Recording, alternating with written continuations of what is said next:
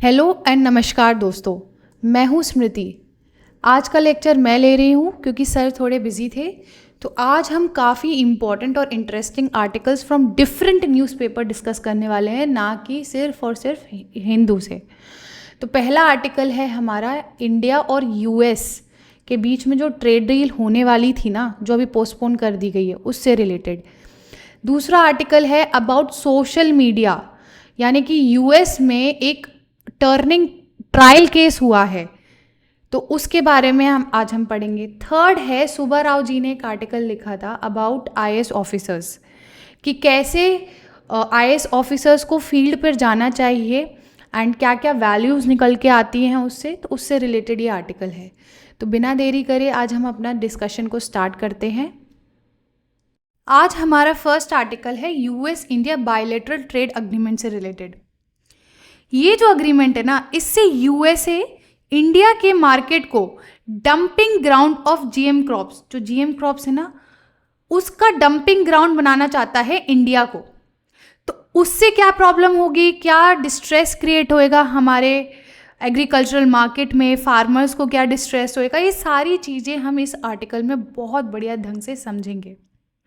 तो इस आर्टिकल को आप GS paper 3 and GS paper 2 यानी कि Indian economy and international relation से कनेक्ट कर सकते हो। तो बिना देरी करे हम इस आर्टिकल को बहुत ही बढ़िया ढंग से समझेंगे, बहुत ही डिटेल में समझेंगे और आसान भाषा में समझेंगे। तो प्लीज़ इसको ध्यान से सुनना और जो भी पॉइंट्स लगे प्लस जो भी कीवर्ड्स मिले आपको उसको नोट डाउन ज़रूर करना। मैं हाईलाइट करती चली जाऊंगी कि कौन से कीवर्ड्स हैं, तो वो कीवर्ड ज़रूर होने चाहिए आपके जो भी आप नोट्स बनाओगे ना, क्योंकि आंसर राइटिंग में ये कीवर्ड्स ही हैं जो आपको नंबर दिलाएंगे। ठीक है, थोड़ा सा बैकग्राउंड समझना, तो इससे क्या होगा ना, बैकग्राउंड से आपको आर्टिकल को थोड़ा सा समझने में आसानी होगी। देखो, मॉडर्न इंडिया की जब आज़ादी हुई थी ना, तो वो सिर्फ एक जीत नहीं थी, ये फाउंडेशनल ट्रुथ की जीत थी। फाउंडेशनल ट्रुथ की जीत थी। हमारे कॉन्स्टिट्यूशन के फाउंडिंग फादर्स ने नेशनल इंटरेस्ट यानी कि राष्ट्रीय हित को फेयरनेस के बराबर रखा, न्याय के बराबर रखा।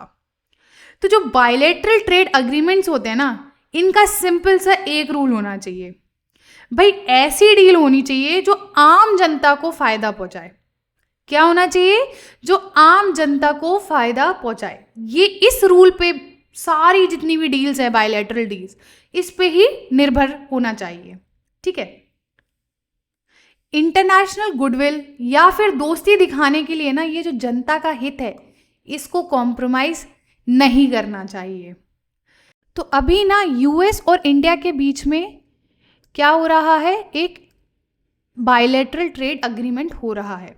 यहाँ पे थोड़ा सा डेटा देख लो जो कि काम आएगा। अभी हमारा जो बायलैटरल ट्रेड है वो $191 बिलियन का है, और हमारा टारगेट 2030 का है कि हमारे जो ट्रेड है वो $500 बिलियन तक पहुंच जाए। हाल ही में क्या हुआ ना, ये जो यूएस प्रेसिडेंट डोनाल्ड ट्रंप है, इन्होंने अनाउंस किया कि इंडिया और हमारे बीच इंटरिम ट्रेड अग्रीमेंट चल रहा है।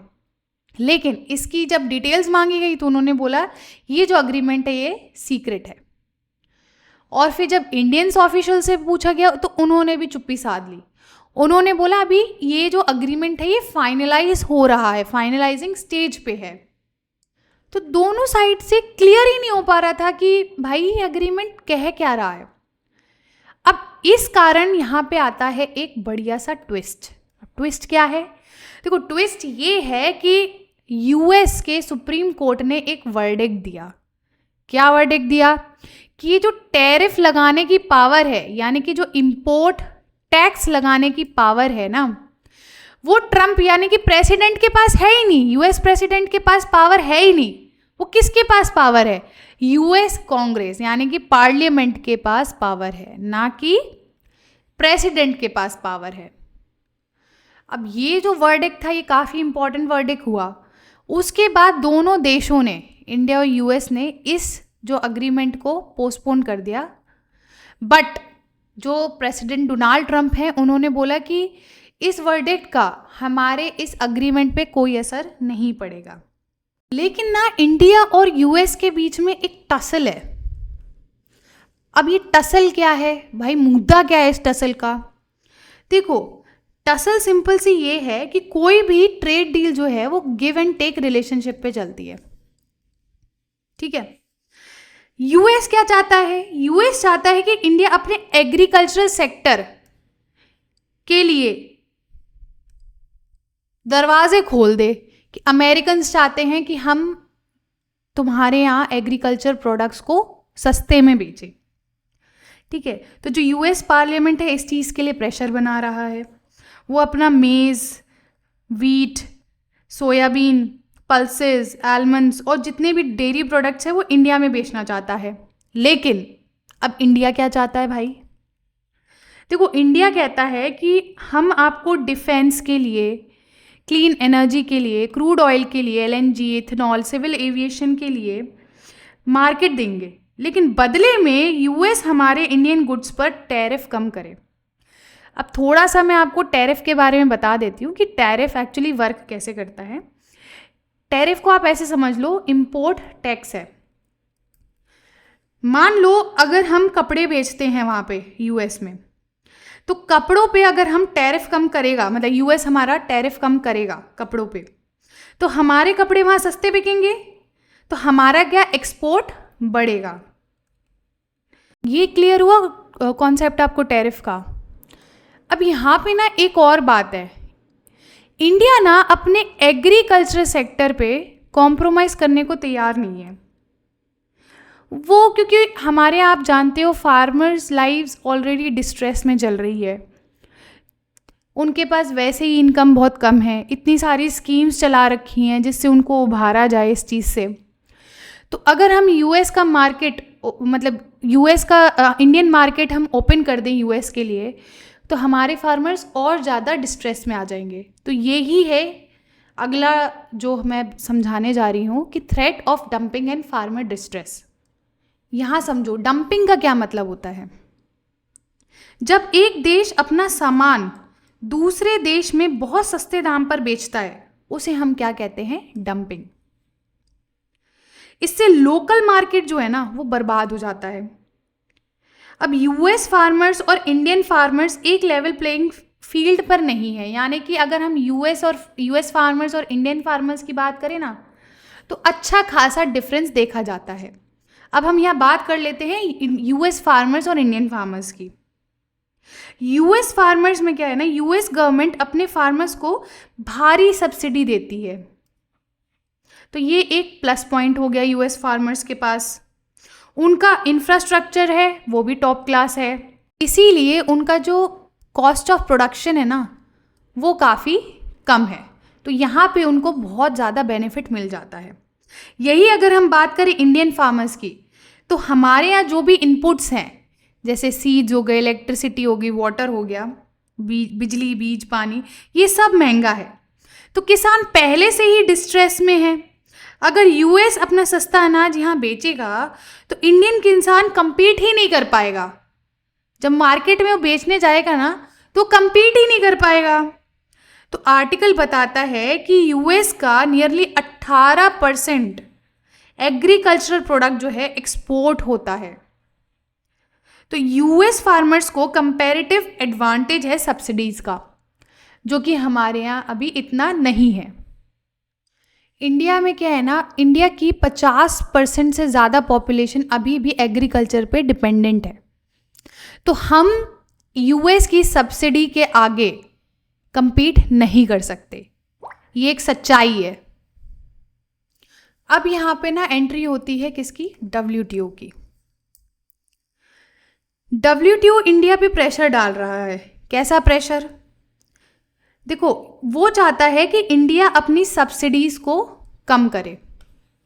अभी हमने पिछले आर्टिकल में क्या समझा कि यूएस फार्मर्स के पास सबसे प्लस पॉइंट क्या है, उनकी सब्सिडी हेवीली सब्सिडाइज्ड है वो, बल्कि इंडिया इतनी सब्सिडी दे ही नहीं पाता है अपने फार्मर्स को। लेकिन WTO क्या कह रहा है कि भाई यूएस जो दे रहा है वो सही है, लेकिन इंडिया तुम अपनी सब्सिडी जो फार्मर को दे रहे हो उसको कम करो। जो मिनिमम सपोर्ट प्राइस है यानी कि MSP है, इसको कम करो, इसको लिमिट करो। समझ में आया? तो अब ये चीज़ क्या है, ये एक हिपोक्रेसी तो है।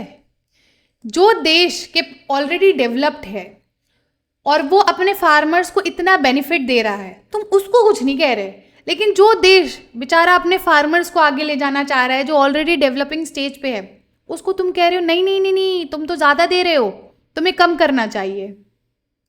आर्टिकल एक हिस्टोरिकल फैक्ट बताता है। एक ना WTO का यूरोगे राउंड हुआ था 1995 में, एग्रीकल्चरल अग्रीमेंट ऑफ 1995 में।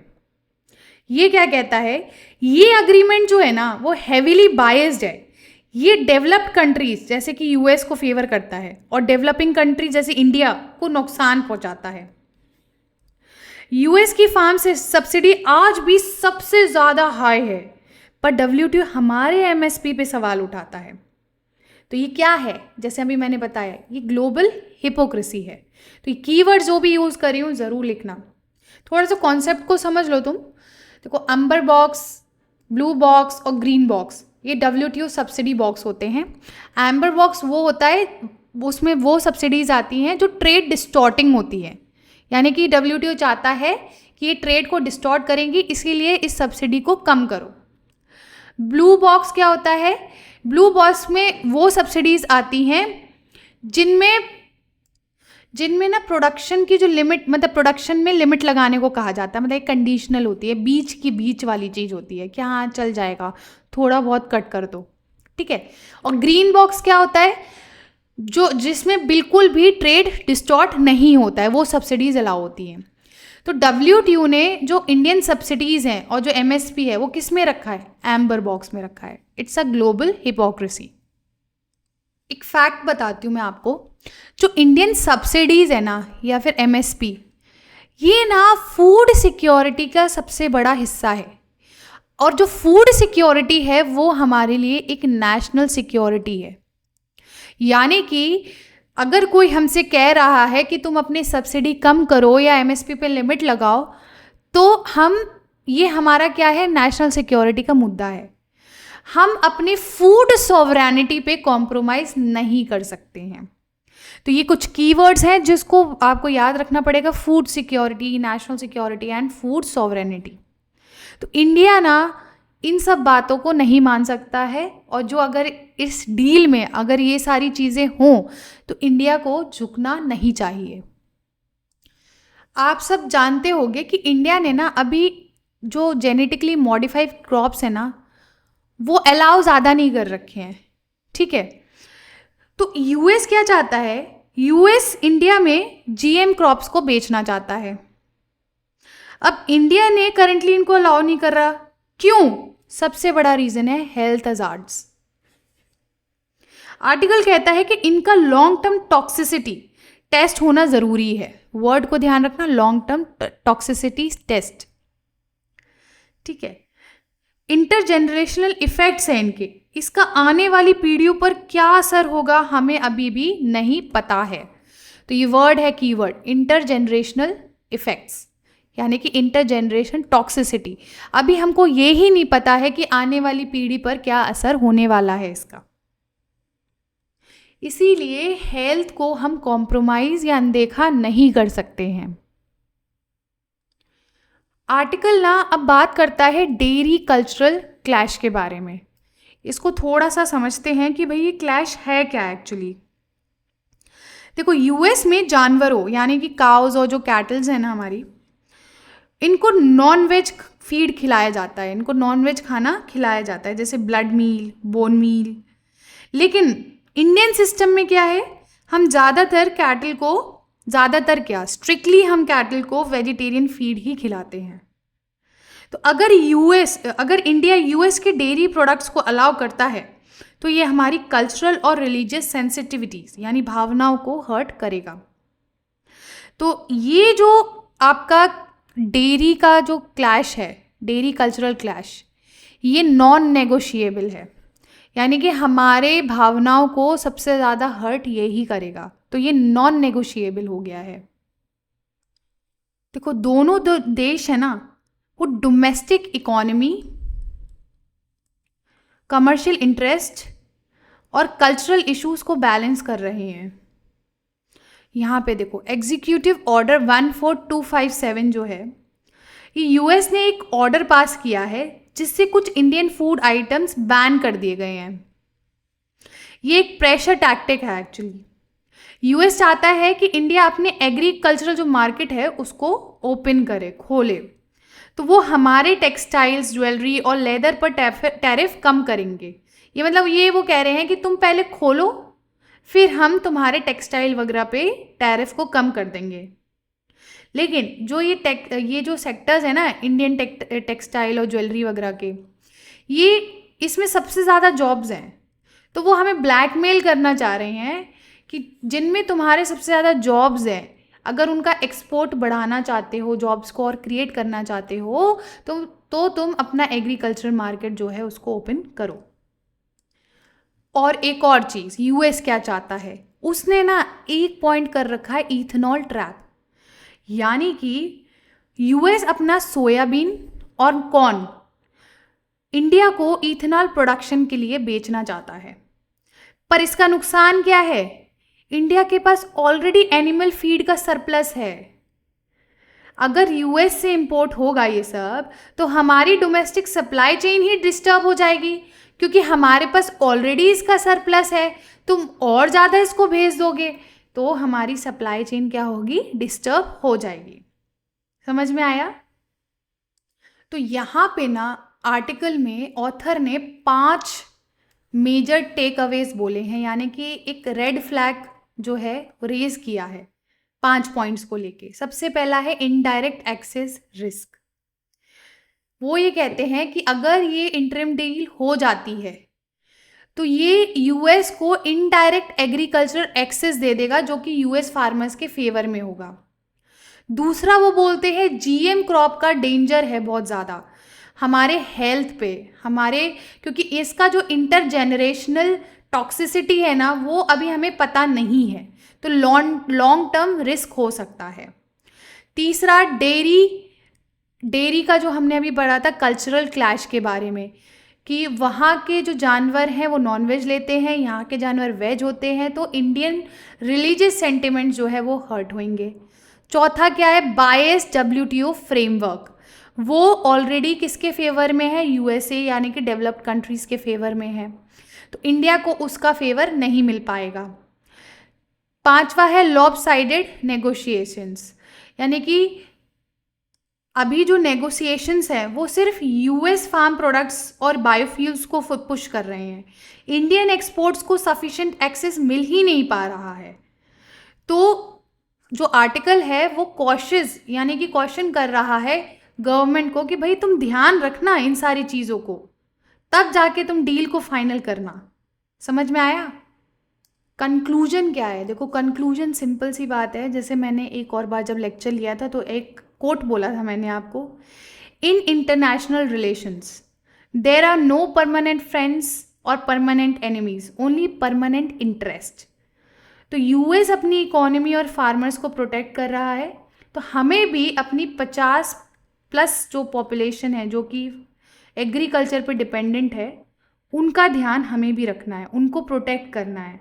हमें अपनी नेशनल सिक्योरिटी यानी कि फूड सिक्योरिटी को प्रोटेक्ट करना है। हमारी जो फूड सॉवरेनिटी है उससे समझौता नहीं हो सके।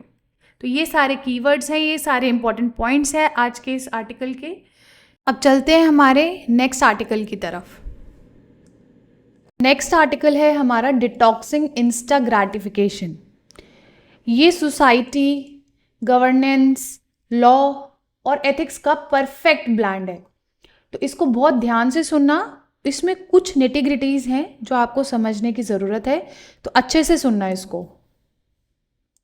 हाल ही में ना अमेरिका में एक केस हुआ। अब वो केस कितना इंटरेस्टिंग है अभी आपको पता चलेगा। अमेरिका के लॉस एंजलिस में एक जूरी ने हिस्टोरिक फैसला सुनाया। उन्होंने टेक जायंट्स यानी कि फेसबुक, इंस्टाग्राम, यूट्यूब और गूगल, इन सब को दोषी पाया है। अब आप पूछोगे क्यों? क्योंकि इन्होंने डेलिबरेटली, जानबूझकर एडिक्टिव प्रोडक्ट्स बनाए। इन प्रोडक्ट्स ने एक यंग यूज़र को बहुत ज़्यादा हार्म किया है। ज्यूरी ने इसे मलाइस ऑपरेशन एंड फ्रॉड यानी कि दुर्भावना, उत्पीड़ना और धोखा का केस माना है। अब पनिशमेंट क्या मिली? देखो, 20 साल की प्लेंटिफ यानी कि जिसने केस किया है ना, उसको $6 मिलियन का डैमेजेस मिला। इसमें से मेटा को लगभग 70% लायबिलिटी देनी है और यूट्यूब को बची हुई 30%। मेटा यानी कि फेसबुक और इंस्टाग्राम को। ठीक है, अब एक चीज़ बता दूँ, एक फैक्ट है, मेटा के पास अभी 3.5 बिलियन से ज़्यादा यूजर्स हैं और 2025 तक की एक PEW रिसर्च सेंटर रिपोर्ट के मुताबिक अमेरिका के 90% टीनेजर्स यानी कि 13 से 17 साल तक के यूट्यूब को यूज़ करते हैं। अब विक्टिम की स्टोरी क्या है? जिसने केस किया है ना, उसकी स्टोरी क्या है? देखो, एक 20 साल की लड़की है, उसको कोर्ट में KGM बोला गया है। ऐसे नाम दे देते हैं ना, तो उनको KGM नाम दिया गया है। उसने यूट्यूब सिर्फ 6 साल की उम्र में शुरू कर दिया था और इंस्टाग्राम 9 साल की उम्र में। सोचो दोस्तों, 6 साल का बच्चा, नतीजा क्या होगा? उसको एंजाइटी, डिप्रेशन और बॉडी डिस्मॉर्फिया हो गया था। बॉडी डिस्मॉर्फिया क्या है? एक मेंटल हेल्थ कंडीशन है इसमें इंसान को लगता है कि उसकी बॉडी में बहुत सारी कमियां हैं और वो फिल्टर्स और फेक ब्यूटीज को ना एक रियल स्टैंडर्ड मान लेता है कि मतलब ये ही ब्यूटी स्टैंडर्ड है। तो डिस्मॉर्फिया भी हो गया था उसको। अब आते हैं मुद्दे पर, ये एडिक्शन होता कैसे है? देखो, KGM के जो लॉयर है ना, मार्क लेनियर, उन्होंने एक बहुत पावरफुल बात कही। उन्होंने इस सोशल मीडिया एप्स को डोपामाइन सीकिंग स्लॉट मशीन, ये देखो, डोपामाइन सीकिंग स्लॉट मशीन और डिजिटल कसीनो बुलाया। देखो, कसीनो में जब हम स्लॉट मशीन को हैंडल खींचते हैं ना, उसका हैंडल होता है, उसको हम खींचते हैं, तो हमें नहीं पता होता क्या निकलेगा। ये अनप्रिडिक्टेबिलिटी हमारे ब्रेन में डोपामाइन रिलीज करती है। डोपामाइन एक फील गुड केमिकल है जो दिमाग में रिलीज होता है। एग्जैक्टली यही काम सोशल मीडिया का एंडलेस स्क्रॉलर करता है। आप जब भी किसी को फ़ोन पे देखोगे ना कोई स्क्रॉल कर रहा होता है। हम फीड को बार बार रिफ्रेश करते हैं, नए रील्स और शॉर्ट्स देखते हैं। ये हमें डोपामाइन हिट्स देता है और धीरे धीरे हम इसके एडिक्ट बन जाते हैं। पेरेंट्स और चाइल्ड सेफ्टी ग्रुप्स सालों से तो यही बात कह रहा है कि भैया बच्चे स्क्रॉल कर करके एडिक्टिव हो रहे हैं, इसीलिए उनका दिमाग ख़राब हो रहा है।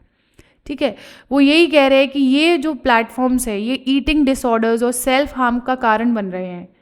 तो KGM का जो केस है ना, इस दिशा में एक बेल वेदर यानी कि ट्रेंड सेटर ट्रायल बन गया है। तो ये जो केस है इसको आप हमेशा कोट कर सकते हो जब भी सोशल मीडिया का कोई क्वेश्चन आता है। अब चलते हैं, थोड़ा सा और डिटेल में समझेंगे इसको। अब आपके मन में एक सवाल आ रहा होगा कि ये जो ट्रायल्स हैं तो इसके लिए पहले से कोई लॉ सूट क्यों नहीं बनाया गया? पहले एक दीवार थी सेक्शन 230 की। अमेरिका में 1996 में एक कानून लाया गया था, कम्युनिकेशंस डिसेंसी एक्ट। इसका जो सेक्शन 230 था ना, वो कहता है कि प्लेटफॉर्म्स अपने यूजर्स के कंटेंट के लिए लायबल नहीं हैं। अगर कोई यूज़र यूट्यूब पर गलत वीडियो डालता है तो लायबिलिटी यूज़र की है, यूट्यूब तो बस एक प्लेटफॉर्म है। तो इस सेफ हार्बर ने, इस सेक्शन ने, प्रोविजंस ने प्लेटफॉर्म को आज तक बचा कर रखा था। तो अब कोर्ट्स ना इस प्रोविजन को ब्रॉडली रीड करते थे, इसीलिए ये जितने भी मेटाज हैं ना, ये बाहर आ जाते थे केस से। तो इस केस में लॉयर्स ने क्या अलग किया? उन्होंने क्लेम किया है, उन्होंने यूजर्स के कंटेंट पर केस नहीं किया, उन्होंने प्लेटफॉर्म के प्रोडक्ट डिज़ाइन पर केस किया है। पहले क्या होता था, वो बोलते थे कि भाई तुम लायबल हो, वो कहते थे हम लायबल नहीं है, बाहर आ गए वो लोग। ठीक है, लेकिन इस बार लॉयर ना स्मार्ट खेल गया, उसने बोला कि भाई उनके प्लेटफॉर्म के प्रोडक्ट डिज़ाइन पर ही प्रॉब्लम है। समझ में आया? तो जो प्रोडक्ट लायबिलिटी लॉ है ना, वो क्या कहता है? ये लॉ कहता है कि लायबिलिटी इस बात से आती है कि प्रोडक्ट कैसे बनाया गया है, ना कि उसके अंदर है क्या है। मतलब समझ में आया? तो मतलब वीडियो खराब नहीं है, तुम्हारा एल्गोरिथम और फीड का स्ट्रक्चर खराब है। उन्हें प्लेटफॉर्म्स की आर्किटेक्चर, फीड स्ट्रक्चर और एंगेजमेंट टूल्स को जज करने को बोला गया।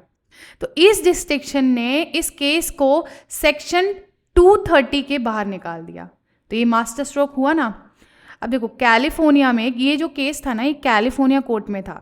तो जज कैरोलिन कुल, ये नाम आपको याद करने की कोई ज़रूरत नहीं है, बट एक केस की हिस्ट्री बता देती हूँ जिससे आपको ईजी मतलब याद भी रहेगा ये। तो जो वहाँ के जज थे ना, उन्होंने कहा कि जूरी को डिसाइड करना है कि जो नुकसान है थर्ड पार्टी कंटेंट से हुआ है या कंपनी की अपनी डिज़ाइन चॉइसेस से हुआ है। समझ में आया? तो ज्यूरी के पास 4 एलिमेंट्स थे प्रूव करने के। पहला था ड्यूटी ऑफ केयर, क्या प्लेटफॉर्म की जिम्मेदारी थी यूजर्स का ध्यान रखने की। दूसरा है ब्रीच, क्या उन्होंने उस जिम्मेदारी को तोड़ा। कैजुएशन, क्या उनके एक्शन से ही हार्म हुआ है। हार्म, क्या एक्चुअल में नुकसान हुआ है। समझ में आया? तो ये 4 पॉइंट ज्यूरी के सामने थे जज करने के लिए। अब देखो मेटा ने डिफेंड करते हुए कहा कि हार्म का कारण उनका प्लेटफॉर्म नहीं है। उन्होंने लड़की की पर्सनल हिस्ट्री और मेडिकल कंडीशंस को ब्लेम किया था, लेकिन लॉ को सोल कैजुएशन यानी कि एक लौता कारण की ज़रूरत नहीं होती है। यहाँ अप्लाई हुआ आपका क्या, सब्सटैंशियल फैक्टर टेस्ट। इसका मतलब है भले ही और भी कारण हो, क्या मेटा ने, डिफेंडेंट ने नुकसान पहुंचाने में एक बड़ा और मीनिंगफुल रोल प्ले किया है। तो ज्यूरी ने कहा हाँ भाई किया है। तो ये क्या हो गया, प्रूफ हो गया कि हाँ ज्यूरी उसका मेटा का एक बहुत बड़ा रोल है। अब ज्यूरी ने इन्हें मेलाइस का दोषी माना है। मेलाइस का मतलब कॉन्शियस डिसरिगार्ड फॉर सेफ्टी, जानते हुए भी सुरक्षा को अनदेखा करना। अब ज्यूरी को प्रूव करना था कि कंपनी सिर्फ केयरलेस नहीं थी, बल्कि उन्हें रिस्क का पता था, फिर भी उन्होंने प्रॉफिट के लिए कंटिन्यू किया। तो ये कैसा प्रूव हुआ, उन्हीं की एक इंटरनल कंपनी कम्युनिकेशन से। इंटरनल ईमेल्स और रिसर्च पेपर्स ने एक्सपोज कर दिया कि कंपनीज को पहले से ही पता था कि उनके प्रोडक्ट्स बच्चों के लिए खतरनाक हैं, लेकिन तब भी उन्होंने उसको कंटिन्यू किया। ये केस ना हिस्ट्री में टेक अकाउंटेबिलिटी का एक टर्निंग पॉइंट है। ठीक है, तो हमारे देश में जैसे डेटा प्रोटेक्शन एक्ट हो गया 2023, आईटी रूल्स हो गए, right to privacy, right to health, ये सब डायरेक्टली जुड़ते हैं। ऐसी अलग अलग कंट्रीज़ ने अपने अपने रूल्स निकाल रखे हैं इस चीज़ को लड़ाई करने के लिए। तो काफ़ी इंपॉर्टेंट आर्टिकल था। देखिए जो भी मैंने एक स्टोरी समझाई है ये सिर्फ समझाने के लिए थी, लेकिन आपके लिए बाकी पॉइंट्स इंपॉर्टेंट है, स्टोरी इंपॉर्टेंट नहीं है। चलते हैं हमारे नेक्स्ट आर्टिकल की तरफ। आर्टिकल है हमारा फील्ड ओवर फाइल्स। ये धुवरी सुब्बा राव ने लिखा है। ये IAS ऑफिसर रह चुके हैं प्लस RBI गवर्नर रह चुके हैं। तो ये जो आर्टिकल है आपके governance paper 2 and GS paper 4 से आप इसको रिलेट कर सकते हो। काफ़ी इंपॉर्टेंट कीवर्ड्स हैं, प्लस इनके जो भी एथिकल पॉइंट्स निकल के आते हैं उनको आप डायरेक्टली यूज़ कर सकते हो। ठीक है, अभी क्या हुआ ना, तेलंगाना के CM ने सारे डिस्ट्रिक्ट कलेक्टर्स को एक ऑर्डर दिया। उन्होंने बोला हर महीने कम से कम 10 दिन की फील्ड विजिट करो। कहना है जब तक तुम ग्राउंड पे नहीं जाओगे ना, तब तक तुम्हें प्रॉब्लम ही नहीं समझ में आएगी, लोगों की एक्चुअली प्रॉब्लम क्या है। सुब्बा राव जी भी यही कहते हैं कि सीइंग इज़ बिलीविंग, यानी कि अगर तुम फाइल्स के भरोसे रहोगे तो फाइल्स हमेशा सच नहीं बोलती हैं, लोगों के बीच में जाओगे तो एक्चुअल सच तुम्हें दिखाई देगा। तो ऐसे ही सुब्बा राव जी ने इस आर्टिकल में काफ़ी अपने किस्से शेयर करे हैं। तो अर्ली IAS डेज का उन्होंने एक किस्सा शेयर किया था कि गांव वाले बता रहे थे एक इरिगेशन टैंक की प्रॉब्लम उन्हें। तो एक्चुअल में जब उन्होंने फाइल खोली ना तो उन्हें पता चला था वर्क इन प्रोग्रेस है, लेकिन लोगों ने बताया कि भाई एक बार ठेकेदार आया, उसने नाप लिया, तब से वो गायब ही हो गया। तो उनको समझ में आया कि एक्चुअली फाइल में क्या हो रहा है। फाइल में दिखा रहा है कि वो जो प्रोजेक्ट है वो अंडर इम्प्लीमेंटेशन है, लेकिन एक्चुअल में वो तो है ही नहीं। समझ में आया? तो इसी चीज़ को पब्लिक एडमिनिस्ट्रेशन में क्या कहा जाता है, इम्प्लीमेंटेशन गैप। ठीक है, ये कीवर्ड है, इसको नोट डाउन कर लेना कि फाइल्स में तो दिखा रहे हो कि चल रहा है काम, लेकिन एक्चुअल में ग्राउंड रियलिटी क्या है, वहाँ पे कुछ हो ही नहीं रहा है। राजीव गांधी जी ने भी एक बात कही थी, मैं दिल्ली से 1 रुपया भेजता हूँ और गरीब तक 15 पैसे पहुँचते हैं। तो ये वही प्रॉब्लम है। समझ में आया? फिर उन्होंने और भी अपनी जो स्टोरीज़ हैं नाइट कैंप्स वगैरह की उसको शेयर किया है। शॉर्ट में बता देती हूँ क्योंकि ऐसे वगैरह में काम आ जाता है काफ़ी। सुब्बाराव जी ना अर्ली डेज़ में सब कलेक्टर थे पर्वतीपुरम में। तो उनको इंस्पेक्शन के लिए जाना था। उन्होंने ना इंस्पेक्शन बंगलों में नाइट स्टे कर लिया, ना कि लोगों के बीच कैंप में। तो उनके एक सीनियर बड़े निराश हुए। उन्होंने फिर एक बात बोली, जब तक तुम लोगों की ज़िंदगी वैसे नहीं जियोगे जैसे वो जीते हैं तो तुम्हारा नॉलेज सिर्फ सेकेंड हैंड रहेगा। समझ में आया? तो इसी चीज़ को क्या कहते हैं, एम्पैथी। एक होता है एसी में बैठकर गरीबी पे ऐसे लिखना, तो उसको क्या कहेंगे हम, कॉग्निटिव एम्पैथी। ठीक है। और एक होता है उस गरीब की तरह झोपड़ी में रात बिताना, उसको हम क्या कहते हैं, अफेक्टिव एम्पैथी। ठीक है। तो एक आईएएस को ना एम्पैथी चाहिए, सिंपैथी नहीं। समझ में आया? तो ऐसे ही उन्हें अलग अलग स्टोरी से एक्सपीरियंस बताया एंड कुछ नॉर्म्स निकल के आए हैं एथिक्स के। तो सुब्बाराव जी यही कहते हैं कि फाइल्स पढ़कर आप क्राइसिस फेस करना नहीं सीख सकते हो। लोगों के आगे खड़े होकर ही लीडरशिप आपकी आती है। तो एक्चुअली आपको ग्राउंड वर्क करना बहुत इम्पॉर्टेंट हो जाता है आईएएस या फिर किसी सर्विस में। अब ना आजकल एक मॉडर्न पैराडॉक्स चल रहा है टेक्नोलॉजी वर्सेस टच का। सुब्बाराव जी एक किस्सा और बताते हैं, शॉर्ट में इसको भी बता देती हूँ, कि वो लगभग 46 ईयर्स बाद दोबारा से इस प्लेस पे गए एंड वहाँ पे सब कलेक्टर थी भावना। तो उन्होंने, भावना जी ने ये बोला है कि सर आजकल ना हमें जाने की ज़रूरत नहीं है, मैं अपने फ़ोन पे वीडियोज़ या लाइव वीडियोज़ देख लेती हूँ, कॉन्फ्रेंसेस वगैरह, उससे मेरे को सारी रियलिटी पता चल जाती है। सुब्बाराव जी ने ना एक काउंटर आर्ग्यूमेंट दिया है कि टेक जो है ना वो सब्स्टिट्यूट नहीं है टच का, यानी कि प्रेजेंस का विकल्प। टेक्नोलॉजी जीवन के अनुभव का विकल्प नहीं है। जब आप खुद किसी की छत गिरते हुए स्कूल को देखते हो ना, या टूटी हुई नहर पर चलते हो, तो ये एक कॉन्टेक्स्ट और नुएंसेस यानी कि संदर्भ और सूक्ष्मता समझ में आती है आपको। वीडियो क्लिप में ना दर्द नहीं दिखता और डैशबोर्ड पर आंसू नहीं दिखते। समझ में आया? तो इसका ये मतलब है कि एक्चुअल में जब ग्राउंड पे आप जाते हो, लोगों से बात करते हो, तो उनकी फीलिंग, उनका दर्द आप तब समझ पाते हो, ना कि वीडियो के थ्रू समझ पाते हो। सुब्बाराव जी फिर आरबीआई के गवर्नर बनते हैं। वहाँ पे उनको ना ज़्यादा एक्सपीरियंस नहीं था, तो उन्होंने भी सेम पॉलिसी अपनाई कि भाई लोगों को ग्राउंड पे भेजो, वहाँ पे प्रॉब्लम समझो। तो एक जो बैंकिंग सिस्टम में जो पॉलिसीज़ हैं उसमें भी उन्होंने क्या किया, ह्यूमन फेस देने की कोशिश करी है। तो इससे बहुत सारी चीज़ें चेंज हुई हैं, बहुत सारे जो पॉलिसीज़ हैं वो थोड़े से रियलिस्टिक बनी है। फाइनली ना सुब्बाराव जी एक चीज़ कहते हैं कि आईएएस ऑफिसर्स की ना सबसे बड़ी ताकत क्या है, उनका फील्ड एक्सपीरियंस। अगर कल को आईएएस ऑफिसर्स फील्ड छोड़कर सिर्फ मीटिंग ऑफिस या फिर ई डैशबोर्ड्स तक सीमित रह गए ना, तो वो अपनी सबसे बड़ी क्वालिटी खो देंगे। स्कीम सेक्रेटरीट में बनती है, बजट वहाँ पास होता है, लेकिन स्कीम हिट होगी या फ्लॉप ये तो ग्राउंड पर ही डिसाइड होता है ना, फ्रंट लाइन पर। तो एक अच्छा कलेक्टर वही है जो खेत में चलता है, लोगों से बात करता है और प्रॉब्लम को अपनी आंखों से देखता है। समझ में आया? तो ये था आज का डिस्कशन। आई होप आपको सब कुछ क्लियर हुआ हो और काफ़ी वैल्यू एडिशन हुआ हो। So thank you very much for the discussion.